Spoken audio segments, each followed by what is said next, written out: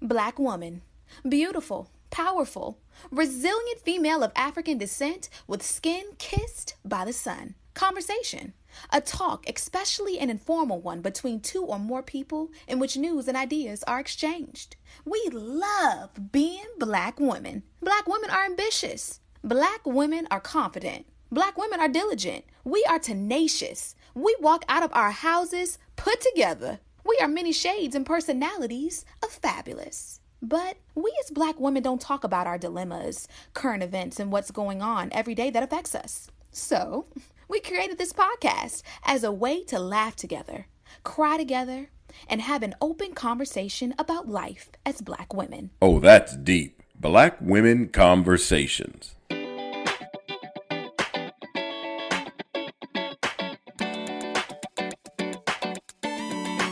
Hey, Nicole. Hey, Janine. How's your week been? I swear I'm going to stop saying it's been rough, but I can't yet. Y'all, this is the season of, for I know the plans I have for you, says the Lord. I mean, it's just like trying to stay focused. I mean, everything that could have went wrong in the last couple weeks went wrong. So I found out this week that I'm not going to be starting my new job in November. Instead, the start date was supposed to be October, then was pushed back to November. Now it's pushed back to December because my application for my medical licensure is missing a key portion because of some federal composite licensing company not sending my stuff in time. So I had to re-request that stuff. And so once I get that, then I'll be approved, but it won't be approved before the board meets in November. So I have to push that back to December. So that's throwing a wrench in everything. I already told y'all last week that the house fell through, at the last minute. Or maybe the house didn't fall through last week, but it did. They pulled it out last Monday. And I had to drive from Marietta to Houston, Texas at the last minute after finding out my husband couldn't fly down, because after the recording last week, my husband had to hurriedly go to the ER because he had a nosebleed, and so bad of a nosebleed that he had a clot that was expanding in the back of his throat, basically, that blocked off his airway and caused his oxygen saturation to drop to 88%. And he had to wear a balloon tamponade for 3 days, and he saw the ENT twice. So, of course, me and my mom and Harrison got in the car at the last minute after we could not find a flight to get us there by the next morning at 8 a.m. We just got in the car and just drove. And we got there literally within minutes of my virtual clinic starting and within 30 minutes of the movers or the packers getting there. So it has been a whirlwind over the past couple of weeks. But I am just praying that all of these things that are happening with the house falling through and the job falling through and people that I initially hired for the job falling through, that there must be like an amazing breakthrough coming in 2023. I'm believing God for that. And I want y'all to be in prayer for me for that. Because I mean, whenever I say what else can happen, something else happens. So I'm not going to say what else can happen from now on. I'm just going to do what I'm supposed to do, stay focused. Thank God that I'm working virtually right now in between jobs and I can support my family, and that my husband also has a job to help support us, and that we can keep moving forward. But man, it's been a trying time. Now, on another note, my best friend did publish a prayer journal for women. Christina did. So on Amazon, prayer journal for women. So my husband ordered it for me while I was gone. And I'm going to start journaling because I think that that's a great way to meditate. Just write it down. Mm-hmm. How's your week been, Johnny? Okay, you love to skate over some things. I have a lot of questions. So what did you say, a balloon tamponade? What is that? So a balloon tamponade is when you basically, there's a balloon that's a thin balloon that you can insert into the nasal cavity. Okay, so if you're bleeding, you know how you pack your nose with like tissue or like gauze to stop the bleeding, it holds pressure, right? Like a tourniquet holds pressure. If you're bleeding in your arm, you hold pressure. Same thing with a packing, but a packing is like gauze, so you can bleed through that because it's porous. So balloon tamponade basically is like a balloon, except for it's a little bit more rigid. And you insert it into the nose. They insert it all the way up because it's the length of your finger. And then they put air in there with a syringe to exert pressure against the wall of the nasal cavity, which in turn will help you stop bleeding, right? And will help you clot. So that's what he had to have. But when he had that place, it caused him to cough, and he coughed up this huge clot that was the size of my hand. The little medical student was like, oh my God. It was huge. And then his oxygen saturation started to come back up after he got rid of that clot that was obviously occluding some of his airway. Mm-hmm. Well, thank God he coughed it up, because what if he was asleep when it happened? Well, eventually he would have coughed, right? So eventually he would have, hopefully he would have coughed. He was trying not to cough because he's trying not to expel the packing. So he was there just holding pressure and having the packing in place and holding pressure on top of the packing. But yeah. And then he was super diaphoretic. I mean, just sweat just drenching off of his head. I mean, it was crazy. Oh, poor thing. Well, I'm glad that he's better now. It sounds like you need to go see the doctor now. You sound congested. Yeah. Me? You know what I mean? Yes, you. Y'all, I'm listen. glad that he's better, but you don't sound like you're good. Listen, I feel broke down. I can't even lie. It's like everything, and then I'm broke down. I feel like somebody needs to remove my whole nose, flush it for me, and then put it back on. That's how congested I am right now. So I know y'all hear it. Just charge this one to the game, because I mean, I'm congested. I don't feel as bad now that I've gotten some rest. I don't feel as bad. But, your husband was saying before we started recording, sleep is really essential. Y'all, if you don't get enough sleep, your body will literally start to deteriorate and break down on you. I think that is what I'm doing right now. Like, my body is like, oh, you don't want to sit down? Let me show you. Let me make you sit down. So I'm just getting sat down, right? And this is definitely a way to slow me down. But yeah, I am congested. I don't have COVID, thank God. I don't really have a cough unless I feel like some type of postnasal drainage every now and then. But I'm just so congested that, like your nose doesn't even really run. It's just stuck. That's what I feel right now. Just stuff stuck.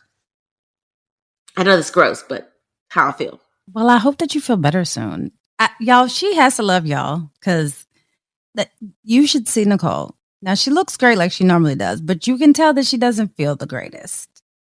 Mainly because she's you can tell she's trying to breathe through her mouth and not her nose. So, y'all, she loves you. I do love y'all. And honestly, when we created the podcast, it was a way for us to laugh together, cry together, and have an open conversation, right? So this is sort of my way to deal. I'm not going to lie. I'm using y'all to cope, okay? Now, we want y'all to cope with better help, okay? Get you some help, okay? But in the meantime, this is also my way of coping. That's real. So, you all, by the time you listen to this, Halloween will be well over. But remember, I was telling you all, you too, Nicole, that Ken and I decided to do trunk or treat at church, right? We went over a couple of ideas. So we threw out everything from being a football player and a cheerleader, because again, we really only had like a week to plan. So like a football player and a cheerleader. Then we thought about being characters from Despicable Me.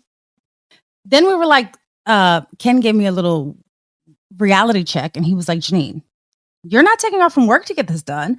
So we have to get everything done on the few hours that you have to yourself. And it needs to be relatively simple, because we only got, at that point, it was like 5 days. So we decided, so Ken is going to show you and I'm going to stand up. So this is what we decided to be. Oh, M&M's. Can you see him? That's so cute. He's a blue M&M and you're a red M&M. I love it. So that was what we came together. So we'll post pictures. We'll show you. I'll send you the pictures now, Nicole, so you can see them. But yeah, it was fun. And we had trunk or treat, and then we gave out M&Ms. I love it. I love it. Well, as you know, me and mine, we ain't being nothing.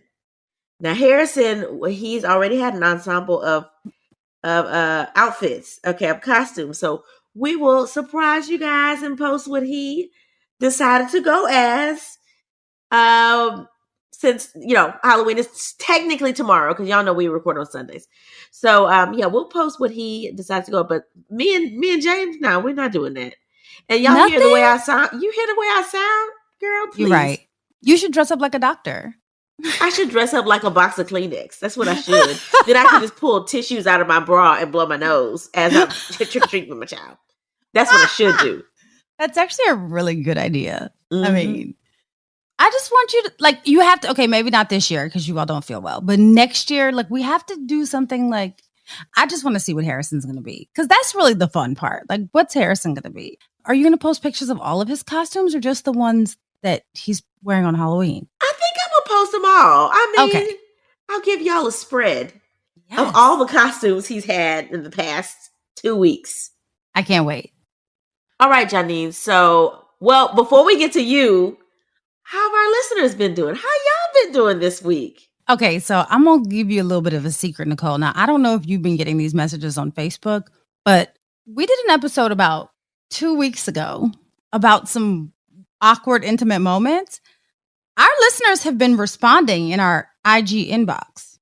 Now, y'all, I'm going to post some of them that we have received, and I'm not going to put anybody on Front Street. But y'all have been doing good, it seems, based on the messages we've been getting in the inbox. Y'all have been responding, and we appreciate it. Inboxing us. But have y'all been reviewing? Are you rating us? Are you subscribing? We appreciate you listening, but we need you to rate, review, and subscribe, because it helps us get up and do this every Sunday so that we can share our experiences with you. Right, Nicole? Yes, and don't forget to share with your friends. Sharing is caring. Yes, please. All right, now, Janine, now that we've gotten on to our listeners a little bit. No, we love y'all. So, what's on our timeline this week? Okay, Nicole. So this story came across our timeline, but I seem to have overlooked it. So I didn't actually realize that this was the same story until someone recommended to us. So I then doubled back and did a circle around the block and decided to come back to it. So I will say, I'm not going to lie, I fell into the trap too. You'll see what I'm talking about. But then I realized that there was a little bit more to this story. And like everything in life, there was a message to be learned, or a message or a lesson, I should say, to be learned here. So here we go. Last week, Daisy, and her real name is actually Daisy, who goes by Little Plant Mommy on Elon Musk's Twitter, aka the Garden Coffee Lady, she tweeted this very sweet tweet. It said, "My husband and I wake up every morning and bring our coffee out to our garden and sit and talk for hours. Every morning. It never gets old. We never run out of things to talk to. Love him so much." So now, Nicole, when I first read this, I thought to myself, how sweet. I kind of figured like she must be still like honeymooning, and she probably is still in that like early marriage, marital bliss, right? And I figured they probably haven't been married that long, because, you know, they haven't gotten to the rat race of marriage and life yet. And I was correct. But then my next thought actually was, and this is where I say I fell into the trap, it was simply a really simple thought to myself, what was, must be nice. Now, I didn't use my Twitter thumbs to reply. Like, I don't do that. And I didn't use it because, one, I don't know Daisy. So Daisy's morning coffee in her garden with her husband is not affecting Janine's morning coffee in the car on her hour drive to work. It's not affecting that. So my Twitter thumbs stayed on this side of Twitter. The second reason that I didn't is because when I thought about it, I was actually happy for her I mean, honestly, Nicole, the first thing I thought was that sounds like the zen that I need in the morning to like settle my mind before I get into the rat race of work. So I just had the fleeting thought of it must be nice and was a tad jealous, but I kept moving. But, that Elon Musk Twitter, they had a whole field day with this poor lady. Now, you would have thought that she was like the way that Twitter came for her, you would have thought that she was Kanye making anti-Semitic comments. Like real talk. They hammered her. I think it was like 3,000 some comment replies to her. And I would say probably 90% of them were negative. So people were saying things like, sounds like you and your husband need to get jobs. Somebody said, that's cool. I wake up every morning and fight my way through traffic for an hour in Miami to get to work. Must be nice. Kind of the same thing I thought. But, somebody tweeted, I wake up every day with chronic pain and wash my OCD medication down with an iced oat milk latte. But whatever, potato, potato. Am I right? Others pointed out that what she's talking about is kind of an unattainable goal for most people. Some people even admitted that they wish they had the luxury of being able to have that decompression time in the morning. Some even questioned the purpose for the tweet. Some suggested that it was simply to make other people feel bad about themselves. Some looked at it kind of like I did, and they kind of minimized her marriage, basically saying that it would have been more impressive if she had been married longer. And look, I'm not going to say that anyone is right or wrong about their feelings, but what I will say is this. While it might have felt unrelatable a bit, or she might have felt a bit out of touch, I think that we have to be happy and grateful for the fact that she is expressing public gratitude for her coffee, her garden, her husband. And I feel like for whatever reason, we've gotten to this place where we just allow negativity to kind of overshadow everything. So, yeah, it seems a little far-fetched to most of us, right? It seems far-fetched to me. I don't have hours upon the day. Like I barely have an hour to like do the things that I actually need to do, like eat and sleep, But that doesn't mean that I have to be negative about Daisy, right? So to me, while some people think that Daisy is showing off, I have to think like, what is social media about? Social media is about sharing your stories, sharing your experiences, sharing your thoughts. Like that's the whole point of social media. Like people talk about, oh, she's bragging. Yeah, that's what most of social media is. Most people are like, oh, this is a humble brag. It don't have to be a humble brag. Be grateful for the things that you have. And like, why are we allowing negativity to overshadow people's happiness?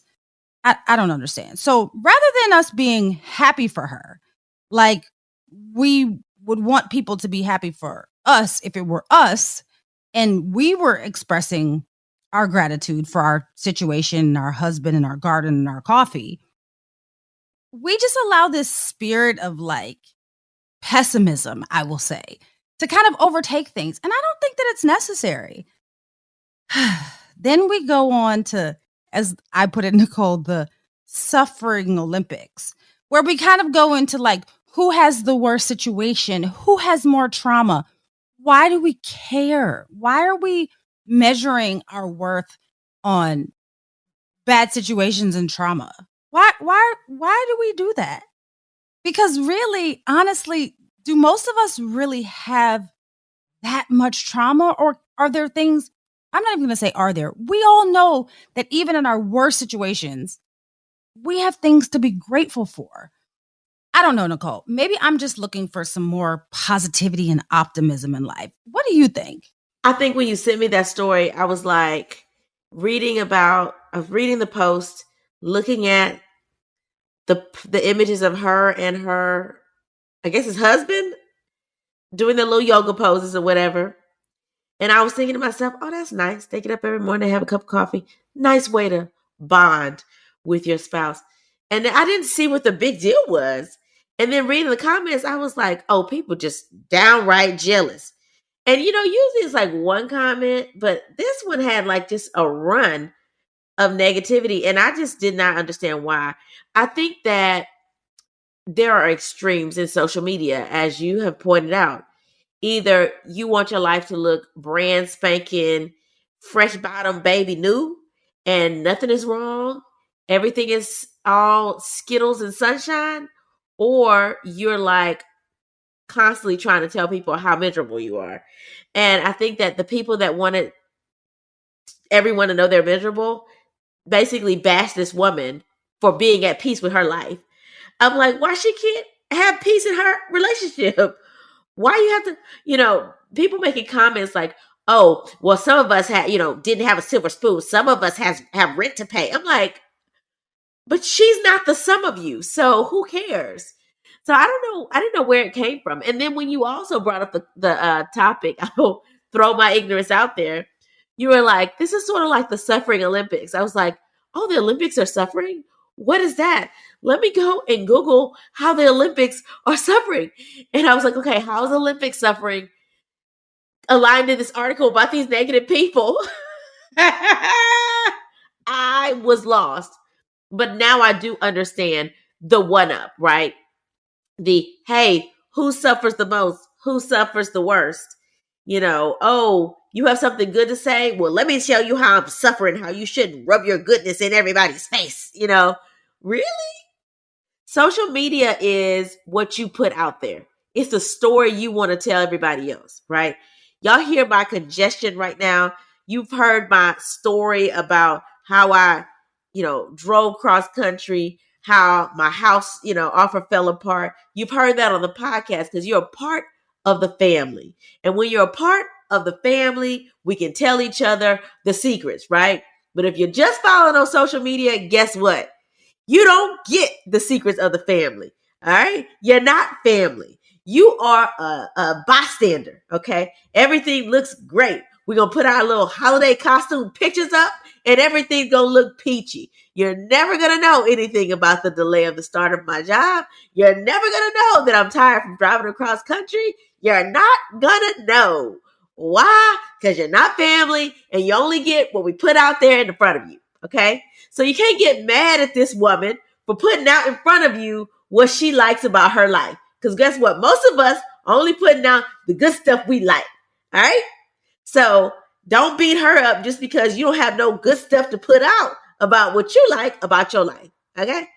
Sorry, but not sorry. I agree with you. And it's honestly, Nicole, it's not that these people don't have any good stuff to share about their lives. It's that they haven't taken the time to be grateful for the things that are positive in their life, right? Every time, I remember my grandma used to say, every morning that you wake up and you on this side of glory, then it's a great day. It's because there are people, and you hear this in probably every Kojic, Baptist, whatever Black denomination church. Go to a church and you'll hear this on a Sunday. They'll tell you that somebody didn't wake up this morning. And that's true. It is very true. And I'm not to diminish people's experiences or their trauma or their struggles in life, but there is something that you can be grateful for every single day. If we want to go back to our Auntie Oprah, only in our mind, we're not really related to Oprah, but we wish. But if we want to go back to Oprah, she talked about a gratitude journal. It's very difficult for us to sometimes think about the things that are positive in our lives when we are faced head on with negativity. But we have to remember that we still have another day, another opportunity, another chance to change something. So I think that, yeah, we go through trauma. We go through struggles. Life is not always peachy keen. We get that. But there will always be something to be grateful for. As long as you have breath in your body, there's something to be grateful for. I'm a strong proponent of that. You know what? I like that. We should post all the things that we are grateful for. And well, we'll do that for Thanksgiving. Thanksgiving's coming up. That's thankful season. But as we're preparing for thankfulness season, Thanksgiving, we should sort of prime ourselves to start to see like, okay, this is what I'm grateful for. And yes, I got a chance to do this again. Yes, my job fell through, but guess what? I'm still eventually going to start and I'm going to get everything worked out and it's going to be peachy keen. Anyway. You will. Positive thinking. Mm-hmm. All right, so Janine, are you ready to talk through some of these letters from our listeners? Let's do it. All right, so the first letter reads, Nicole and Janine, my cousin is such a Debbie Downer and an attention stealer. Don't you hate those kind of people? Yes, girl. She always has to be the center of attention, even if it's negative. The other day, me and a group of friends were going to brunch. She was in town, so I invited her along. One of my friends is going through a divorce, so she was venting about the process. My cousin brings up her past abusive relationship and how much more awful that situation was for her than the divorce my friend is going through due to infidelity. Then someone tried to change the subject and talk about how nice the weather was. Then she pointed out that it's supposed to rain later that day, so there'll probably be accidents later on that night. I was so pissed and embarrassed at the same time. I completely forgot how not fun she is to be around. She told me she's supposed to be moving to the area for a new job, which is why she was in town in the first place. So I feel like her being around is going to be a more frequent occurrence. How should I approach her attitude, though? I don't want to disinvite her if she's moving here or avoid her because she's family, but I can't have her acting as she did around my friends today. How would you ladies handle the situation? Any advice is appreciated. Rosemary. Okay. Now, Rosemary, did Rosemary say how old her cousin was? She did not. Okay. I'm going to assume that she's an adult, like an adult, not like a new adult, like, our age or older. Okay. Now, if I'm wrong in this assumption, Rosemary, you should have told us how old she was. It's like I'm playing. But yeah. So I'm going to assume that she's very grown. And I will say this, and I'm not saying that you can't teach old dogs new tricks, because I'm not saying that at all. But I am kind of saying it. And the reason why is because you can't change somebody's personality. You cannot do it. And if people don't make the conscious change themselves to have a more positive outlook on life, then there's nothing that you can do. Now, you're not obligated to hang out with your family either, right? Family is just that. Now, I'm not saying that you turn your back on your family. I'm not saying that. But what I am saying is just because they're family, it does not mean that you're obligated to bring them into your friend circle. And if your family is embarrassing you, no matter what the level, whether it's small embarrassment, large embarrassment, this kind of embarrassment that you're referring to, which lies somewhere in the middle, you don't have to subject yourself to that. You are responsible for your space. The same way that you would let go of a stranger if they were being so negative towards you is the same way that you can distance yourself from your family. Now, we never let go of our family. We ride with our family. Now, we don't ride with their terrible behavior, but we ride with our family. But what I'm saying is, when their energy is disturbing your peace, that's when you know it's time to let it go. Now, I would mention to her, hey, you tend to be negative, and maybe point it out to her a couple of times. But what's going to happen is, if she's not able to harness whatever energy she has and bottle it up so that she's not oozing negativity all the time, if she's not able to do that, it's not going to be you that has to ask her to leave the friend group. It's going to be your friends, because they don't have the same obligation to your cousin that you do. And when she starts oozing her negativity into their space and taking their energy and making their energy different, they will stop including her and may stop including you. So I suggest maybe you have a conversation with her. Maybe you point out to her some instances where she's been negative and give her some tools to kind of think of things a little bit in a little bit more of a positive manner.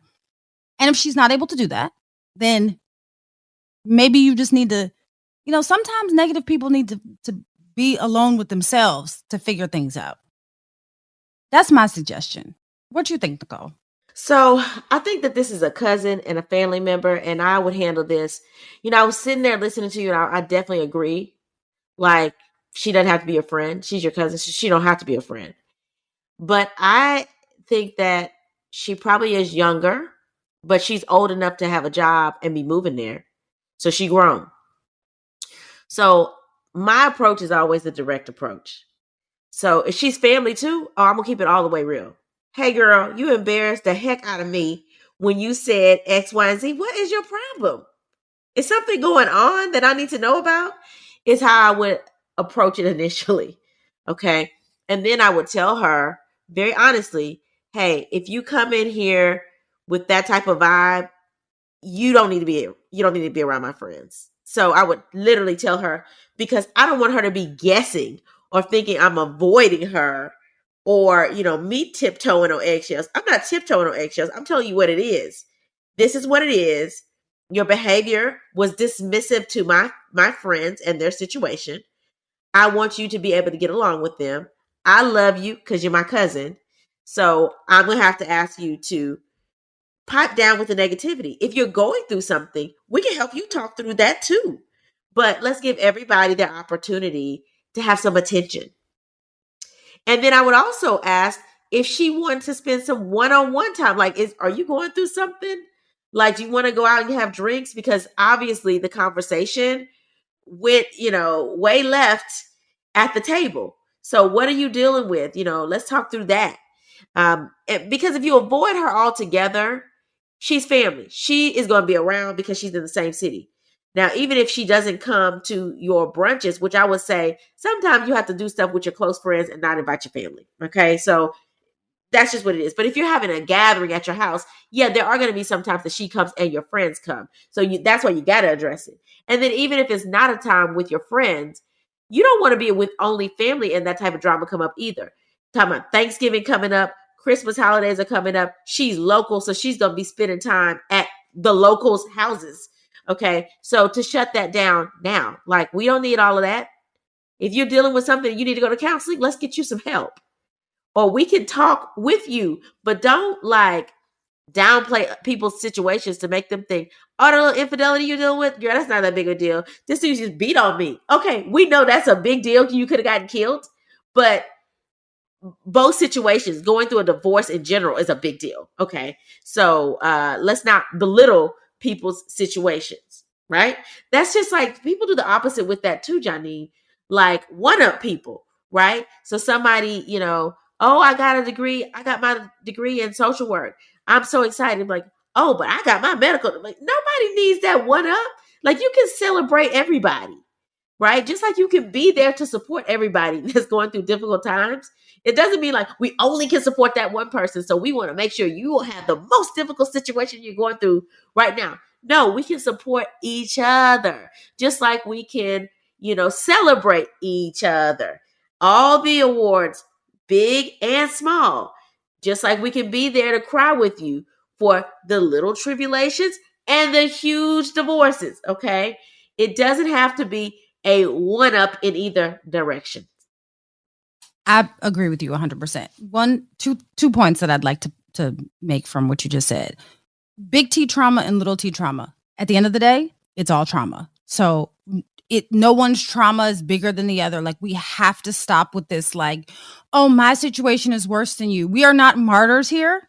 So again, stop focusing on the negative and let's think about the positive rather than, and maybe we'll post some things like as opposed to thinking of things in this manner, let's think of things like this. But it doesn't come overnight. So let us not be naive to think that you can just snap your fingers and think differently by tomorrow. It comes with practice and routine. And then after you continue to do it for enough time, and it becomes a part of your routine enough time, then it becomes habit, right? And that's the intention, is for you to have more positivity, because no one likes to be around the Debbie Downer or the person who always says negative things. Even if you're not intentionally saying them, it's annoying. Just sometimes the silence is better. That's the first thing. And then the other thing, to your point of there are also people who one up, let me be very clear. Overly positive people are equally as detrimental as overly negative people. Like, we don't want you to be pie in the sky, rose colored glasses all the time either. Like, somewhere in the middle, I'm a realist, right? Like, somewhere in the middle. We're not going to be super head in the clouds optimistic, but we're also not going to be super head in the sand pessimistic. So Middle ground. Middle ground is what we're aiming for here. Middle ground. All right, Janine, what does your letter read? So mine says, Nicole and Janine, I love you both. And it's a lot of like a lot of O's. It says, thank you all for always being real. My letter is very simple. My husband has become a negative cynic in his old age. We've been married for 36 years, and it seems the older he gets, the more negative he becomes. I started to notice it when our children became grown and left our house. He is negative about everything. To give you an example, the other day, I told him, you look handsome today. He said, what, I don't look handsome every day? Now, you all know we've been married entirely too long to be playing these kind of games. Ladies, how can I get this old man of mine to be more positive? This is becoming draining. Signed, Jerry. So, Jerry, has your man ever been positive? I'm just wondering, like, you've been with this old man. He old. You've been with him. You know how he is. You know his ways. So, girl, why are you asking? Like, I'm like, you know who you met. You know who you with. My thing is this: people try to change a person. You can't change a person. If that person has a pessimistic attitude, if their whole nature is somewhat pessimistic, but back in the day, you know overlooked that because he looked good, and now things are starting to sag and wag, and his negativity is getting on your nerves now. Well, you knew what it was when you got with him. You knew what it was.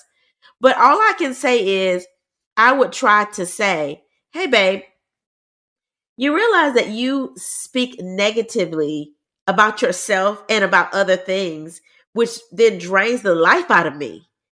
Like, let's try to be a little bit more conscious about how we speak, and let's speak life into everything that comes out of our mouths." And sometimes that's helpful. Sometimes there's some deep rooted issues in there that may need some counseling uh, to get to the root of why someone is so negative. But you haven't said anything to me that I'm recalling as a reason that this person had like a moment that made them negative. So I just feel like that's just who that person is. And I think that everything you say doesn't have to be like, yay, you said something, you gave me a compliment. Woo, yay. Maybe he's just not in the mood. Like, everybody is not in the mood all the time to be positive. Sometimes people are just having one of those days. Now, the question is it just that he's having a moment, or is this just him? And basically what you're saying, it sounds like it might just be him. But if it is, then I feel like you knew what it was, and you cannot just snap your fingers and change somebody's whole personality. I'm sorry. It is what it is. I'm sorry. I know you're wishing for something more. And Janine, I know you're gonna be like, dang, Nicole. But hey, that's how I feel about the situation.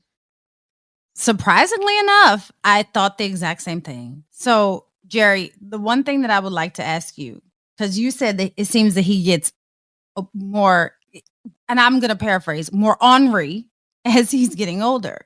Well, one, I think that we should be mindful that like a lot of people get more ornery as they get older. Some people age gracefully and then they're nice and like friendly and such. And then some people, they become ornery. It's okay.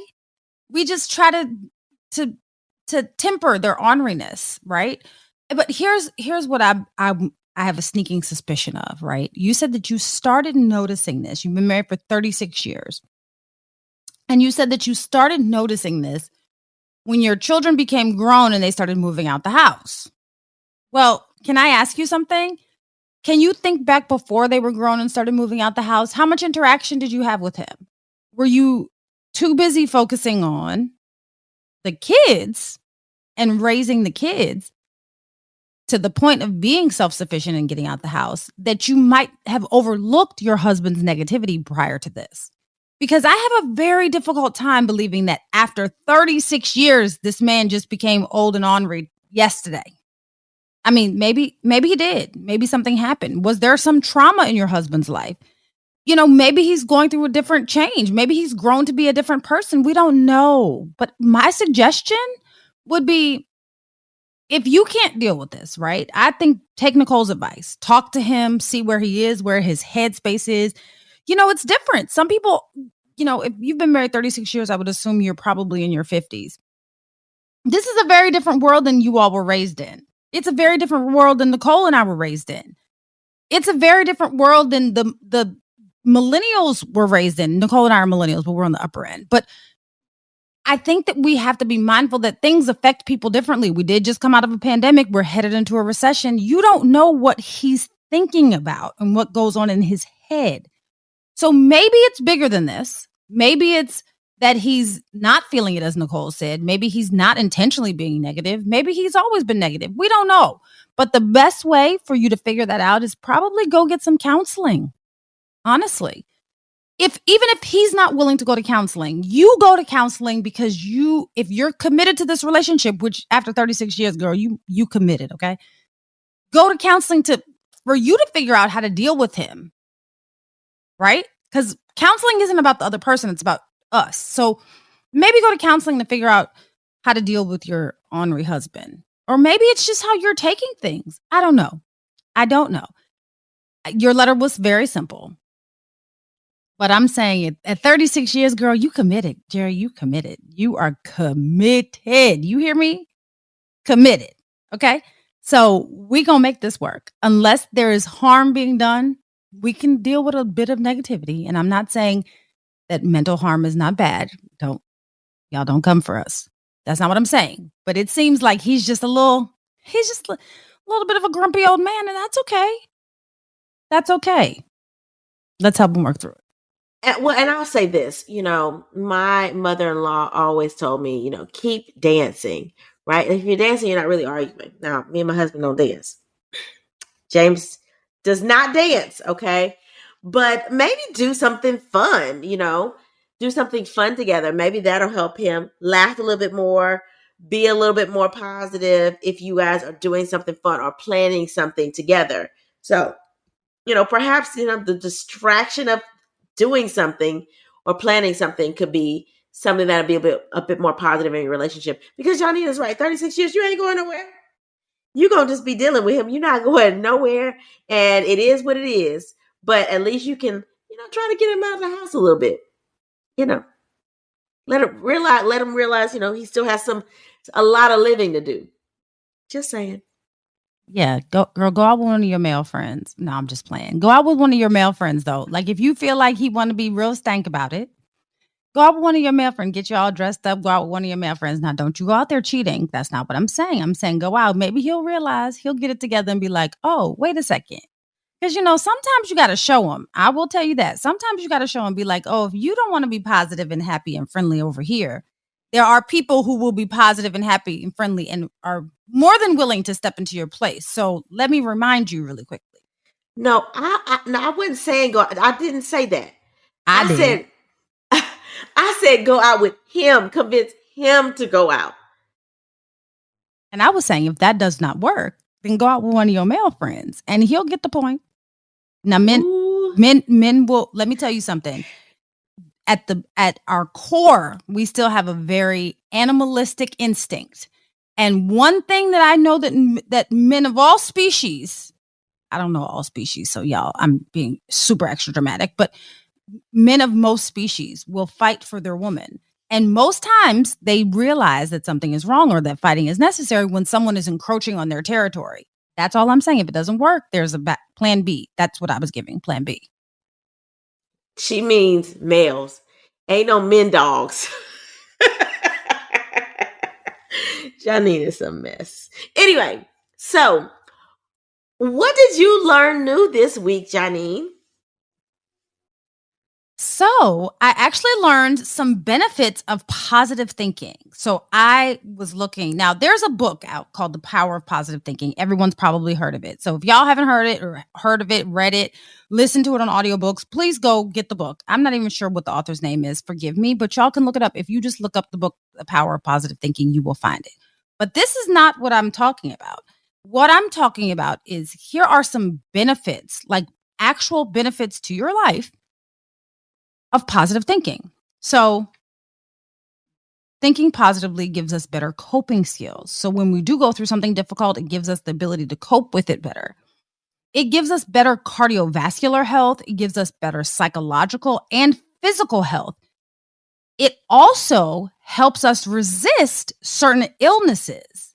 It lowers our pain levels. It lowers our rates of depression, and it increases our lifespan. So while it seems like it's just a quick flip of a switch, it can actually make very long-lasting impacts on your life just to think more positively. What did you learn new this week, Nicole? So I learned 5 things that negative people do.